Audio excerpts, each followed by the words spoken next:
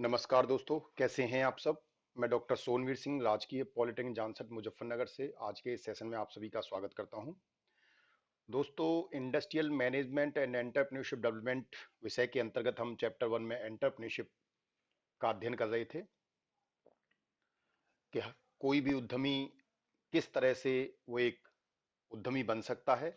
इस चैप्टर में हम इस पर चर्चा कर रहे थे, जिसमें लास्ट सेशन में हमने पब्लिक वर्सेस प्राइवेट कंपनीज के बारे में डिस्कस किया था कि प्राइवेट कंपनीज क्या होती हैं और पब्लिक कंपनीज क्या होती हैं। कल को अगर आप में से कोई भी व्यक्ति एक उद्यमी बनना चाहता है, एक एंटरप्रेन्योर बनना चाहता है, तो आपको किस तरह की कंपनी का चयन करना चाहिए, दोनों कंपनियों में क्या अंतर है, वो सारा हमने लास्ट के चैप्टर में डिस्कस किया था।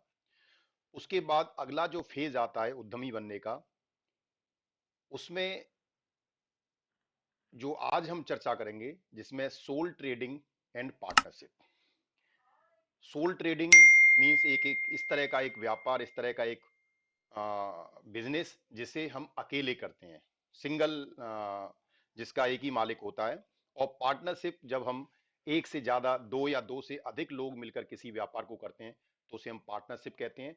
तो इन दोनों को आज हम डिटेल में इनकी चर्चा करेंगे कि सोल ट्रेडिंग क्या होती है और पार्टनरशिप क्या होती है, इनके क्या फायदे होते हैं, क्या नुकसान होते हैं, वो सब पर हम चर्चा करेंगे, जिससे कि आने वाले भविष्य में अगर आप में से कोई भी उद्यमी बनना चाहता है, तो वो ये डिसाइड कर सके कि उसे बिजनेस सोल ट्रेडिंग करना है या उसे बिजनेस पार्टनरशिप में करना है।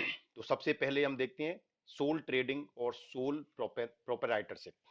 सोल ट्रेडिंग या सोल प्रोपराइटरशिप एक ही बात होती है। जनरली आपने बहुत सारे जगहों पे प्रोपराइटर लिखा हुआ देखा होगा, प्रोपराइटर उसका नंबर। तो ये प्रोपराइटर या प्रोपराइटरशिप क्या होती है? A sole trader is a self-employed person who owns and runs their own business as an individual। यानी सोल ट्रेडर क्या होता है? एक सेल्फ एम्प्लॉयड, एक ऐसा व्यक्ति होता है जो स्वरोजगार करता है, यानी वो अपने आप को खुद ही रोजगार देता है। Who owns and runs their own business, वो अपना खुद का एक व्यापार करता है और अकेला ही उस काम को करता है। जैसे कि आपने बहुत सारे मार्केट के अंदर शॉप्स देखी होंगी, जिसमें शॉपकीपर खुद अकेले ही व्यापार करता है, वो उसका खुद प्रोपराइटर होता है। वो सोल ट्रेडिंग करता है, अकेला ही अपने आप को रोजगार देता है, यानी स्वरोजगार करता है वो। तो उसे हम बोलते हैं सोल ट्रेडर।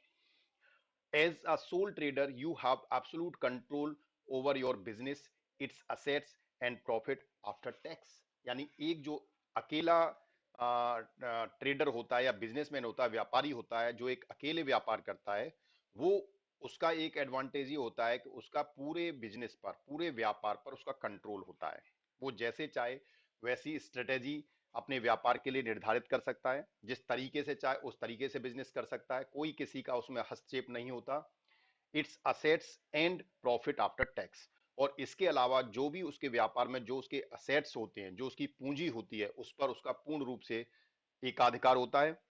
और जो भी उस बिजनेस से प्रॉफिट आता है, वो टैक्स पे करने के बाद, क्योंकि जो भी हम कोई बिजनेस करते हैं तो उसमें हमें टैक्स भी डिडक्ट करना पड़ता है। जैसे आप इनकम टैक्स पे करते हैं, ऐसे ही बिजनेस के माध्यम से जो भी आप इनकम अर्न करते हैं, उसमें आपको एक टैक्स देना पड़ता है, जिसे आप जीएसटी के नाम से जानते हैं, गुड्स एंड सर्विस टैक्स। तो इस तरह से कुछ टैक्सेस पे करने के बाद जो प्रॉफिट होता है, उस पर भी उस सोल ट्रेडर का, उस प्रोपराइटर का एकाधिकार होता है।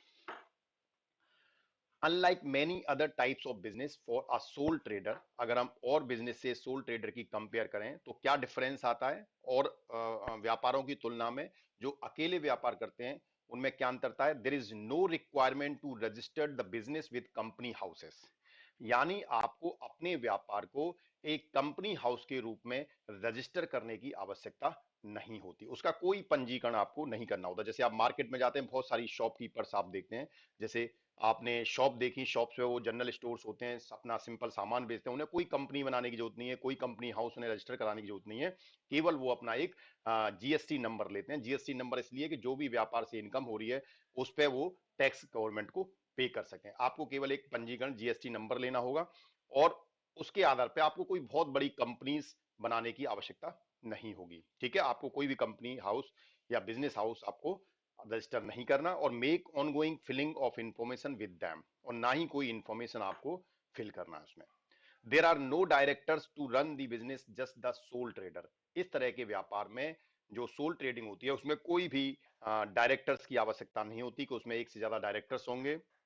उसके लिए बिजनेस को रन करने के लिए डायरेक्टर की आवश्यकता नहीं, जैसे किसी कंपनी को रन करना है, कंपनी में व्यापार करना है, तो उसके लिए हमें डायरेक्टर की आवश्यकता होती है। लेकिन आपको सोल ट्रेडिंग में किसी डायरेक्टर की आवश्यकता नहीं है, आप अकेले ही उस व्यापार को कर सकते हैं। There are no share holder to invest capitals. अगर हम जैसे एडवांटेज हमने कहा कि आप अपने पूरे बिजनेस पर आपका एकाधिकार होता है, किसी का उसमें हस्तक्षेप नहीं होता है, आप जैसे चाहें वैसे निर्णय ले सकते हैं।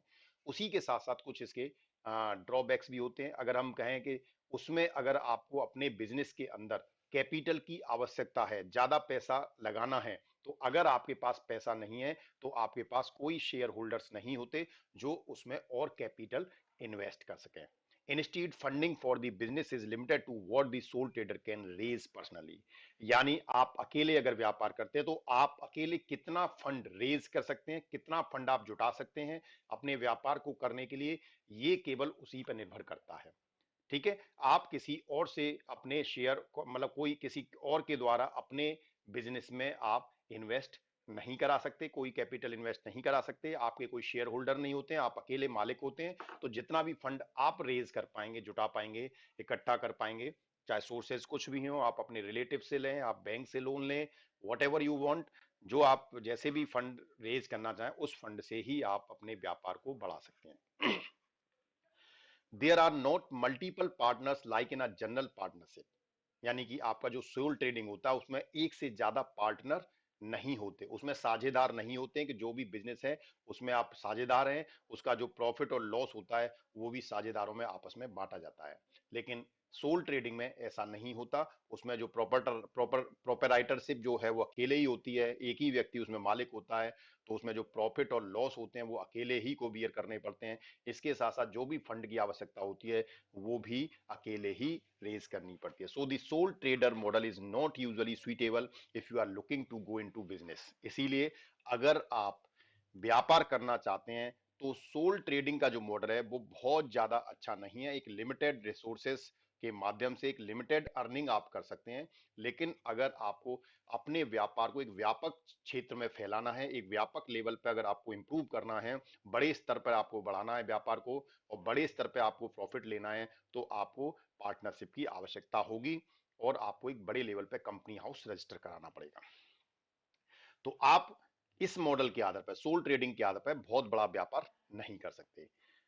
सो you have to go for the partnership with someone else sharing the responsibility and rewards. तो पार्टनरशिप से क्या होगा कि और लोग जब आपके व्यापार में जुड़ेंगे तो वो आपके व्यापार की जो भी रेस्पॉन्सिबिलिटीज हैं, क्योंकि जब हम कोई व्यापार करते हैं तो उसमें हमारे कुछ उत्तरदायित्व होते हैं, जो उत्तरदायित्व हैं, जो रेस्पॉन्सिबिलिटीज हैं, जो लाइबिलिटीज हैं, ठीक है, वो आपस में बट जाती हैं। इसके साथ साथ जो लाभ होता है, जो रिवार्ड्स होते हैं, वो भी आपस में बट जाते हैं, तो उसका ये लाभ होता है।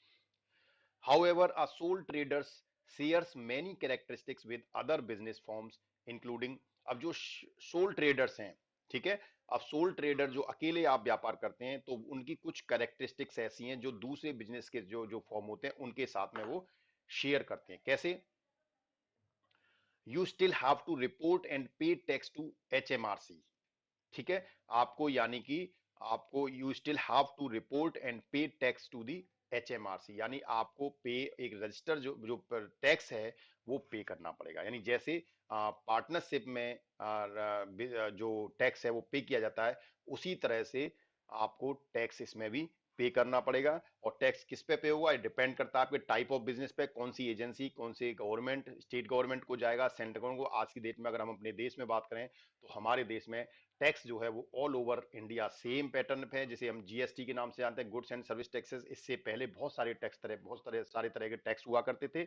अब केवल एक टैक्स है जीएसटी, जिसमें जो डिडक्ट होता है तो उसमें स्टेट का और सेंटर का दोनों का पार्ट होता है। तो इसीलिए टैक्सेशन बहुत आसान है। We look at the process of registering as a sole trader with HMRC and your ongoing responsibilities below। ठीक है, तो आपको अगर एज ए सोल ट्रेडर अकेले बिजनेस करना है तो पहले आपको एज ए सोल ट्रेडर अपने आप को रजिस्टर करना पड़ता है। यानी आपको किसी कंपनी हाउस के रूप में रजिस्टर नहीं करना, केवल आपको एक एकल जो एक व्यापार, एक सिंगल व्यापार जो करते हैं सोल ट्रेडर के रूप में आपको रजिस्टर करना होगा, और उसके लिए आपको एक रजिस्ट्रेशन नंबर मिलेगा, आपका जीएसटी नंबर मिलेगा, जिसके माध्यम से आप जो भी आपकी हायर जो एजेंसीज हैं जिनके माध्यम से आप रजिस्टर करते हैं, या जो गवर्नमेंट की बॉडीज हैं जो आपकी फर्म को रजिस्टर करेंगी, वो आपसे टैक्स उनको आपको पे करना पड़ेगा। जैसे इंडिया के अंदर सेल टैक्स डिपार्टमेंट है, sale tax department, income tax department, different departments हैं जिनके माध्यम से सरकार जो है वो टैक्स कलेक्ट करती है। While it may be true that as a sole trader you are the business, it is still prudent to manage certain things separately, like having a separate bank account for the business to your personal account. ठीक है, तो यानी कि इसमें अगर आप एक soul trader हैं और तो आप एक तरह से व्यापार हैं, यू आर दी बिजनेस, यानी एक तरह से आप व्यापार है। It's still prudent to manage certain things separately, लेकिन उसके साथ साथ आपको कुछ चीजें जो है वो सेपरेट मेंटेन करनी पड़ती हैं, जैसे like having a separate bank account for the business, यानी कि एक आपका पर्सनल अकाउंट होता है, उसमें आप कोई भी पैसा किसी भी तरह से डाल सकते हैं, लेकिन जब आप कोई व्यापार करते हैं और आपने एक जीएसटी नंबर लिया हुआ है, तो आपको एक सेपरेट बैंक अकाउंट खुलवाना पड़ता है, जिसमें आपका जो भी लेन देन आपके व्यापार से संबंधित होगा वो उसी पर अकाउंट में होता है, बिजनेस अकाउंट में होता है। ठीक है, तो आपको एक बिजनेस का अकाउंट, अपने फर्म का अकाउंट नाम से अकाउंट एक सेपरेट रखना पड़ेगा अपने पर्सनल अकाउंट से। If you choose to trade under a name other than your own name, you must still follow certain rules around naming your business. ठीक है, अगर आप अपने व्यापार को अपने नाम से न चलाकर किसी दूसरे नाम से अगर आप रन करना चाहते हैं, तो आपको कुछ रूल्स ऑफ रेगुलेशंस जो बिजनेस के होते हैं वो आपको फॉलो करने पड़ेंगे। ठीक है, for example your business name can not B offensive, contains certain sensitive words और copy that of another existing business.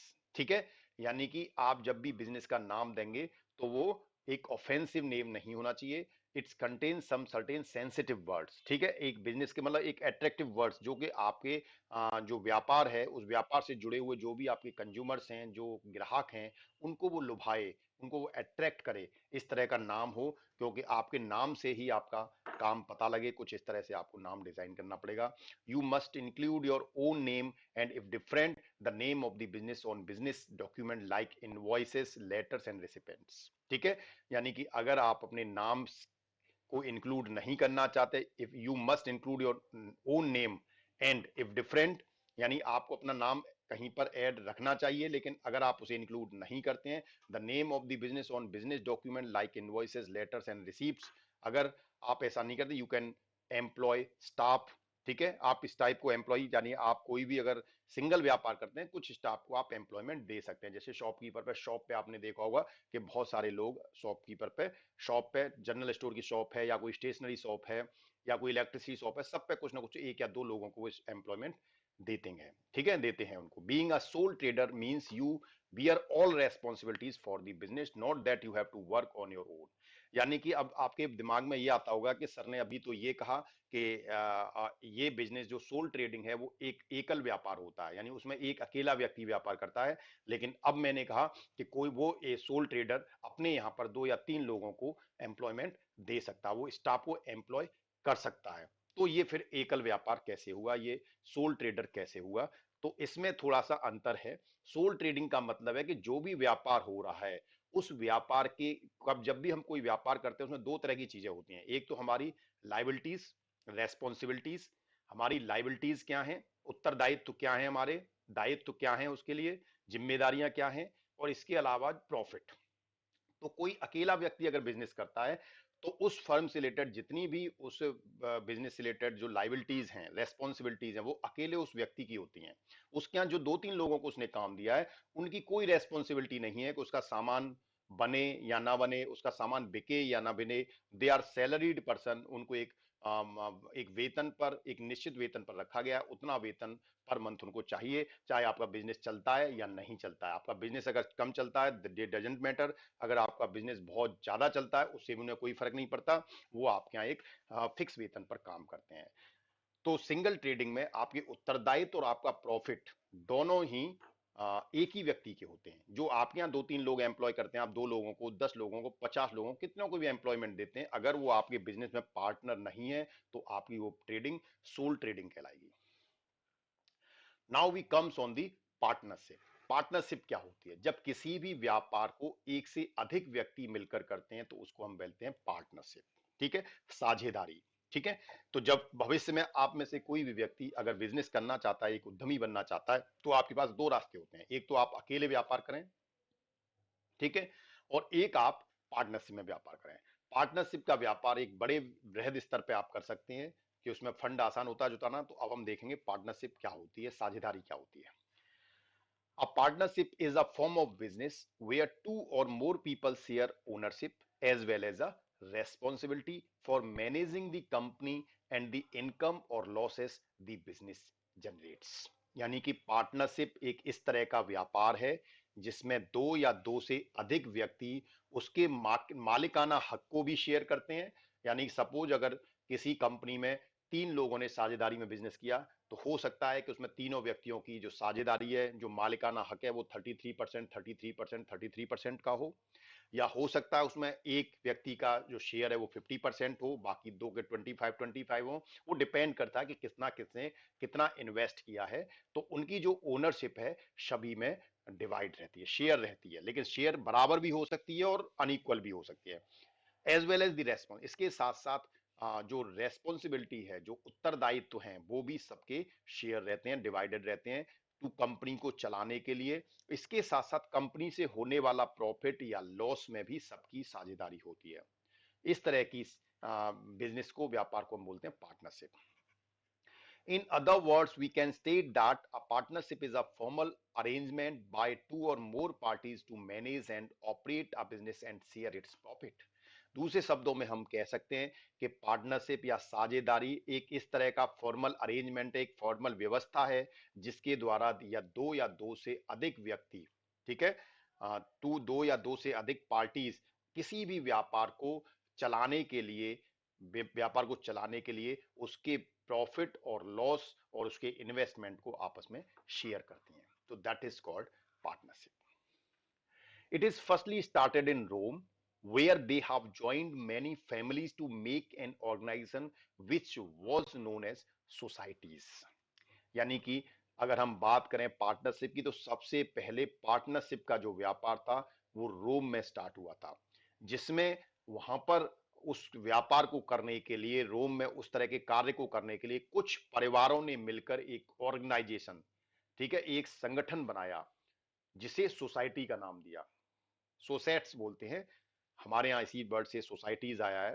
तो सोसेट्स मींस कुछ फैमिलीज, सोसाइटी से कुछ फैमिलीज मिलकर एक संगठन बना लें और मिलकर किसी कार्य को करें, तो उसको हमने पार्टनरशिप का, तो ये कहलाए साझेदारी।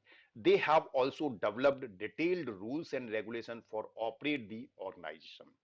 क्योंकि जब बहुत सारी फैमिलीज मिलकर एक संगठन बनाकर वो काम करने लगी, तो उनके लिए उन्होंने रूल्स एंड रेगुलेशन डेवलप किए कि जब दो या दो से अधिक व्यक्ति मिलकर या एक से अधिक परिवार मिलकर जब कोई कार्य करते हैं, तो वो क्या उन्हें रूल्स ऑफ रेगुलेशन फॉलो करने होंगे। तो ऐसे रेगुलेशन इस तरह की ऑर्गेनाइजेशन के लिए बनाए गए। तो वहां की सरकारों ने उस समय बनाया, और आज हमारे देश में भी सभी देशों में सभी गवर्नमेंट की रूल्स ऑफ रेगुलेशन है कि अगर आपको साझेदारी में बिजनेस करना है तो कौन से रूल्स, कौन से स्टैंडर्ड्स आपको फॉलो करने पड़ेंगे। ठीक है, so this is all about the partnership, साझेदारी।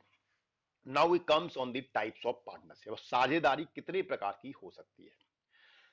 कोई भी दो व्यक्ति या दो से अधिक व्यक्ति या दो से अधिक पार्टीज मिलकर किस तरह से व्यापार कर सकती हैं, ये आप लोगों के लिए जानना इसलिए जरूरी है कि कल अगर आप में से कोई भी उद्यमी बनना चाहता है, एक बिजनेसमैन बनना चाहता है, तो उनके पास कौन कौन से अवसर हैं, कैसे वो किसी के साथ पार्टनरशिप कर सकते हैं, कितने तरीके से पार्टनरशिप हो सकती है, ये सारी जानकारी आपके पास होनी चाहिए। तो सबसे पहली जो पार्टनरशिप आती है, that is called general partnership, यानी सामान्य साझेदारी। इसमें क्या होता है? Partnership in which partner have unlimited and joint liabilities. All the partners can take part in the management and they are bound by the act of one another as well as of the firm. यानी सामान्य partnership में जो partners होते हैं, उनकी जो liabilities हैं वो सामूहिक रूप से, जॉइंट, संयुक्त रूप से होती हैं और अनलिमिटेड दायित्व होते हैं। उनके जो दायित्व हैं, लाइबिलिटीज हैं, वो अनलिमिटेड हैं। सभी पार्टनर उस कंपनी को मैनेज करने के लिए उसमें हिस्सा ले सकते हैं, उसके व्यापार को चलाने के लिए हिस्सा ले सकते हैं। They are bound by the act of one another as well as of the firm. और वो सभी एक दूसरे से बाउंड रहते हैं। उनका जो एक्ट है, जो क्रिया है, वो सभी एक दूसरे के अकॉर्डिंग बाउंड रहती है और वो फर्म से भी बाउंड रहते हैं। दूसरी जो पार्टनरशिप आती है that is called limited partnership. ठीक है, जनरल पार्टनरशिप में तो जो लाइबिलिटीज थी वो अनलिमिटेड लाइबिलिटीज थी। The type of partnership in which except one partner all the partner have limited liabilities. ठीक है, जो आपका जनरल पार्टनरशिप थी उसमें अनलिमिटेड पार्टनरशिप, अनलिमिटेड लाइबिलिटीज सभी की थी, जितने भी पार्टनर थे सभी की लाइबिलिटीज अनलिमिटेड थी। ठीक है, लेकिन लिमिटेड पार्टनरशिप में क्या होता है कि उसमें केवल एक व्यक्ति को छोड़कर, यानी एक व्यक्ति, एक पार्टनर ऐसा होता है जिसकी लाइबिलिटीज अनलिमिटेड होती है, लेकिन बाकी जो ऑल पार्टनर्स होते हैं उनकी लाइबिलिटीज लिमिटेड होती है, सीमित लाइबिलिटीज होती हैं। जैसे their personal properties can not be used to fulfil the liabilities of firm. ठीक है, यानी जो इनकी लिमिटेड लाइबिलिटीज हैं उनमें उन व्यक्तियों की पर्सनल प्रॉपर्टी को यूज नहीं किया जा सकता फर्म की लाइबिलिटीज को फुलफिल करने में। जैसे मान लो कोई भी कंपनी है जिसमें दो या दो से ज्यादा शेयर होल्डर हैं, उसके पार्टनर्स हैं, और कल अगर आने वाले भविष्य में कंपनी में कोई लॉस हो जाता है, ठीक है, कंपनी घाटे में चली जाती है, तो उसमें से एक व्यक्ति तो ऐसा होगा जिसकी लाइबिलिटीज अनलिमिटेड है, लेकिन बाकी के जो व्यक्ति हैं उनकी लाइबिलिटीज अनलिमिटेड नहीं है। तो जिनकी लाइबिलिटीज सीमित हैं, अनलिमिटेड नहीं है, यानी लिमिटेड लाइबिलिटीज हैं, उन पार्टनर्स की जो पर्सनल प्रॉपर्टीज हैं, ठीक है, उनके घर है, इसके अलावा उनका कोई फार्म हाउस हो सकता है, कोई भी पर्सनल प्रॉपर्टीज है, उन प्रॉपर्टीज से फर्म की लाइबिलिटीज को पूरा नहीं किया जा सकता। लेकिन जिसकी अनलिमिटेड लाइबिलिटीज हैं, अगर उनके उनकी उन उसमें फर्म को अगर कोई घाटा होता है तो अनलिमिटेड लाइबिलिटीज वाले पार्टनर की प्रॉपर्टीज को भी बेचकर, पर्सनल प्रॉपर्टीज को भी बेचकर फर्म की लाइबिलिटीज को पूरा किया जाता है। जैसे कि आपने देखा कि जो भी बहुत से बिजनेसमैन ऐसे हैं, जैसे एनपीए घोषित हो जाता है, non NPA, non profitable assets, जो बैंक से लोन लिए हैं और वो बैंक के लोन को नहीं दे पा रहे, डिफॉल्टर घोषित हो जाते हैं, उनकी इंडस्ट्रीज घाटे में चली जाती है, तो बैंक जो भी उस इंडस्ट्रीज में जितने भी शेयर होल्डर्स हैं जिनका पैसा लगा हुआ है, तो उनकी लाइबिलिटीज को फुलफिल करने के लिए उन शेयर होल्डर्स की प्रॉपर्टीज को भी नीलाम कर देती हैं बैंकें, और अपना प्रॉफिट, जो भी अपना पैसा, उसे रिकवर करती हैं। ठीक है, तो ये केवल अनलिमिटेड लाइबिलिटीज में होता है, लिमिटेड लाइबिलिटीज में ऐसा नहीं होता। अगली जो पार्टनरशिप होती है that is called particular partnership. It is done according to section 8 of Indian partnership act 1932। जो पर्टिकुलर पार्टनरशिप है वो इंडियन पार्टनरशिप एक्ट 1932, भारतीय साझेदारी अधिनियम 1932 के धारा 8 के अनुसार ये पर्टिकुलर पार्टनरशिप होती है। A partnership can be formed for carrying on continuous business or it can be formed for one particular venture or undertaking। Particular partnership एक विशेष प्रकार की पार्टनरशिप है जो किसी स्पेसिफिक टाइप के कार्य के लिए की जाती है। ठीक है, कंटिन्यूस बिजनेस यानी कैरिंग ऑन कंटिन्यूस बिजनेस, और it can be formed for one particular venture और अंडरटेकिंग। यानी मान लीजिए ये किसी कोई बहुत बड़ी बिजनेस हाउस है, उसकी किसी एक पर्टिकुलर टाइप के बिजनेस के लिए किसी के साथ में पार्टनरशिप होगी। ठीक है, सपोज कोई ऑटोमोबाइल इंडस्ट्रीज है, और automobile industries making some automobile vehicles, और ऑटोमोबाइल मोबाइल इंडस्ट्रीज में जो हमें कुछ एक्सेसरीज की आवश्यकता होती है, सपोज वी नीड कार की चेयर के लिए हमें कोई इंडस्ट्रीज बनानी है, क्योंकि जो कार की चेयर है वो चेयर, सपोज जो भी ऑटोमोबाइल इंडस्ट्रीज है वो किसी न किसी इंडस्ट्री से अपना ऑर्डर देकर उसे प्रिपेयर कराती है, तो हो सकता है कि वो अपना कोई एक वेंचर ओपन कर दे और उसमें वो अपनी जो कार की जो चेयर्स होती हैं उनको बनाने के लिए एक सेटअप बनाए, एक इंडस्ट्रीज बनाए, लेकिन उसे किसी के पार्टनरशिप में डाले, लेकिन वो पार्टनर केवल उस पर्टिकुलर वेंचर के लिए ही पार्टनर होगा। इसमें जो ऑटोमोबाइल इंडस्ट्रीज है उनकी उस पर्टिकुलर बिजनेस में उसका कोई रोल नहीं है, लेकिन उसका जो वेंचर है, उसका जो दूसरा पार्ट है, उसकी सिस्टर कंसर्न है, उसकी दूसरी जो सहयोगी कंपनी है, उस कंपनी में वो बिजनेस का पार्टनर है। तो कंटिन्यूअस किसी एक बिजनेस के लिए या किसी वेंचर बिजनेस के लिए ये पार्टनरशिप होती है जिसे हम पर्टिकुलर पार्टनरशिप बोलते हैं। After the completion of the said venture of activity the partnership will be dissolve.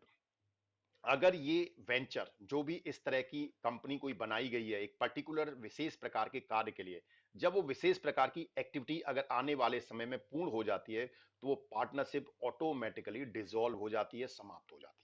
ठीक है, जब तक वो बिजनेस है तब तक वो पार्टनरशिप चलती है। जब वो बिजनेस कंप्लीट हो जाता है, अगर वो टाइम बाउंडेड बिजनेस है, कुछ 2 या 3 साल का कोई प्रोजेक्ट है, उतने साल तक चलना है, तो उसमें जो पार्टनरशिप है उतने समय बाद ऑटोमेटिकली डिसॉल्व हो जाती है।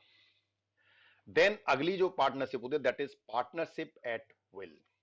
ठीक है, अपनी इच्छा के अनुसार पार्टनर साझेदारी, जिसमें विल मतलब जिसमें एक डॉक्यूमेंट तैयार किया जाता है और उसमें विल होती है, एक इच्छा होती है। क्या? When forming a partnership if there is no clause about the expiration of such a partnership we call it as it a partnership at will. ठीक है, यानी व्हेन फॉर्मिंग अ पार्टनरशिप, अगर हम कोई ऐसी एक साझेदारी फॉर्म करते हैं उसमें कोई ऐसा क्लॉज नहीं है जिसमें उस बिजनेस के एक्सपायरेशन के लिए एक्सपायरेशन की कोई चर्चा की गई हो, उस तरह की साझेदारी की एक्सपायरेशन की कोई बात नहीं है, तो वो पार्टनरशिप एट विल कहलाती है। ठीक है, यानी वो जो साझेदारी है वो लंबे समय तक साझेदारी चलती है और जो क्लॉज, जो पार्टनरशिप का जो क्लॉज है उसमें किसी भी क्लॉज में उसके एक्सपायरेशन की बात नहीं कही गई है। According to section 7 of the Indian partnership act 1932, यानी भारतीय साझेदारी अधिनियम 1932 की धारा 7 के अनुसार there are two conditions to be fulfilled for a partnership to be a partnership at will. यानी कि अगर हमें पार्टनरशिप एट विल करनी है, अगर आप में आने वाले भविष्य में आप में से कोई भी व्यक्ति साझेदारी करना चाहता है और साझेदारी एट विल के माध्यम से करना चाहता है, तो भारतीय पार्टनरशिप साझेदारी अधिनियम 1932 की धारा 7 के अनुसार उसे दो कंडीशंस फुलफिल होना जरूरी है। क्या क्या? There is no agreement about a fixed period for the existence of a partnership. यानी जो भी पार्टनरशिप, जो दो साझेदारी हो रही है दो व्यक्तियों, दो से अधिक व्यक्तियों के बीच में, उनके बीच में कोई फिक्स्ड पीरियड नहीं होना चाहिए कि this partnership is for 5 year, 4 year, 3 year, 10 year, 20 years, कोई भी उसमें फिक्स पीरियड नहीं होना चाहिए, तभी वो एट विल पार्टनरशिप कहलाएगी। दूसरी कंडीशन क्या है? No provision with regards to the determinations of a partnership. ठीक है, no provision with regards to the determination of the partnership. तो पार्टनरशिप साझेदारी की डिटर्मिनेशन के लिए भी उसमें कोई प्रोविजन नहीं होना चाहिए। ठीक है, नहीं होता है, तो ये दो कंडीशन फुलफिल होंगी तो आप पार्टनरशिप एट विल हम कर सकते हैं। उसके बाद आती है next valid partnership. Valid partnership क्या होती है? The partnership which is form and run own business according to Indian partnership act 1932। यानी एक ऐसी कंपनी, एक ऐसी फर्म जो भारतीय साझेदारी अधिनियम 1932 के तहत बनी है। In some sort of matters firms follows the provision of company act 2013। अच्छा, वो फर्म कुछ मैटर्स में, कुछ मामलों में जो भारतीय कंपनी अधिनियम 2013 है उसके प्रोविजंस को, उसके नियमों को भी फॉलो करती है। ठीक है, and some other related acts, तो उसको हम कहेंगे वैलिड पार्टनरशिप। इनवैलिड पार्टनरशिप क्या होगी? The partnership which does not follows the provision of Indian partnership act 1932 और forms against the provision of partnership act. यानी कोई भी ऐसी पार्टनरशिप जो भारतीय साझेदारी अधिनियम 1932 के तहत बनी है लेकिन उसके साथ साथ वो भारतीय कंपनी अधिनियम 2013 को भी फॉलो करती है, तो वो पार्टनरशिप वैलिड कहलाती है। और अगर कोई पार्टनरशिप इंडियन पार्टनरशिप एक्ट 1932 के अनुसार तो बनी है लेकिन वो भारतीय पार्टनरशिप एक्ट 1932 को तो मानती है, उसके प्रोविजंस के अकॉर्डिंग बनी है, बट वो कंपनी एक्ट 2013 को नहीं मानती, उसके उसके प्रोविजंस को नहीं फॉलो करती, तो ऐसी पार्टनरशिप इनवैलिड पार्टनरशिप कहलाती है। Fine, so this is all about the partnerships. So आज के सेशन में हमने देखा कि पार्टनरशिप और सोल ट्रेडिंग हम कैसे करते हैं। Thank you, thank you very much, thanks for your patience. जो भी स्टूडेंट आज चैनल से पहली बार जुड़े उनसे निवेदन है कृपया चैनल को सब्सक्राइब कर लीजिए और नीचे बने बेल आइकन्स को भी क्लिक कर लीजिए जिससे आपको लेटेस्ट अपडेट्स और नोटिफिकेशंस मिलते रहें। धन्यवाद।